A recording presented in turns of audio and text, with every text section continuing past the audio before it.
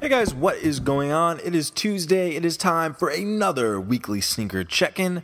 Thank you guys so much for putting in your questions this week, and an even bigger thank you to Jhonny Blades, who provided this awesome gameplay, a knife-only search and destroy. So thank you so much for that.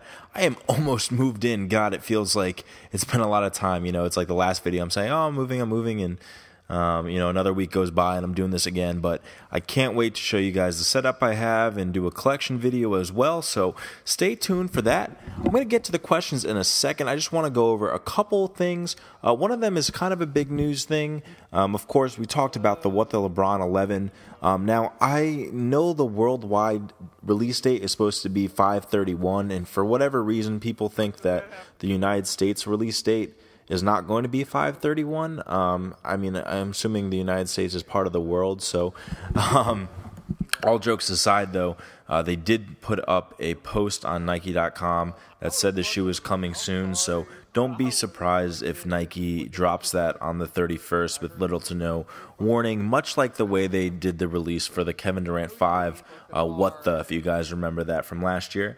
Also, P-Rod released the 8 model. This is kind of interesting because it uses Flywire, Lunar Lawn, and it has this thing called a Hyperscreen traction layer for good skating. And I don't know how many of my viewers are skateboarders out there. If you are, actually, let me know down in the comments. But it definitely is something that it seems like they're putting a lot of tech focus and emphasis into skating. And I'm just wondering, from your perspective, if you really think that makes a difference. I'm definitely curious. The Puma disc blades, I just want to bring up briefly. I mentioned it in my top 10 kicks for summer, and I said that it was under $100. Retails $130. I actually am linking you guys below. 6 p.m., which is Zappos sales site, 100% legit. Marked down a bunch of colorways to $45. So definitely head over there. There should be some size runs left. And in the meantime, in the middle of this video, I should say, let's get into the questions. I have 5 for you guys today. First, coming from Shootopia516, he says, what are your thoughts on what the LeBron, and are they releasing this weekend? Well, I kind of touched on that in the beginning. Definitely wanted to shout you out for using the hashtag and getting back to me. But, man, it's really a sneaker I'd like to have. I think it really tells a cool story. The fact that it pays tribute to so many different LeBron models, not just within the 10 colorway. So I'd love to get a pair. I'm not going to lose any sleep over it. It's kind of become really difficult to get releases like that, so not having too many feelings towards it.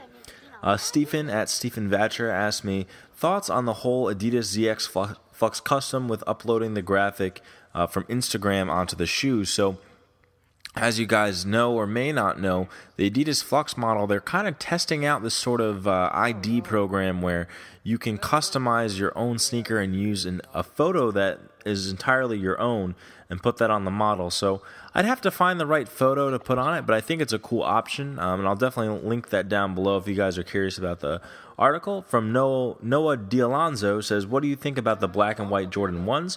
How many black and white sneakers do you really need? That being said, with the Shadow and the Birmingham Barons, if you missed both those opportunities, I definitely would look into getting it. Next up from Jay Glavin says, thoughts on the Jordan 14s? I've only seen one colorway, which is the Thunder 14, but to me, I don't really like Jordan retros once you get past Jordan 13, so I will be passing, but they're definitely cool.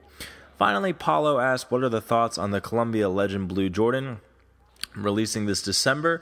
I definitely will be going after it. I think it's odd that they had to call it Legend Blue. I understand they had some issues with naming it Columbia for whatever reasons, but that price tag is going to be $190. So again, man, the prices of Jordan sneakers and sneakers in general are just getting to be a little too much when every release after tax is hitting you up for $200. You have to be making a pretty decent living to be able to fork over that kind of disposable income every weekend. So, I'll probably go after them. I always love getting the Christmas Jordan releases. It's kind of like part of being a sneakerhead, so I always look forward to those 11s, but again, 190 is going to be a little tough. This gameplay is wrapping up. Thank you so much, Jhonny Blades, for providing it. It really goes a long way. I appreciate that. You guys can check them down in the description. TBlake signing out. If you enjoyed this video, hit that thumbs up button for me. Dome peace.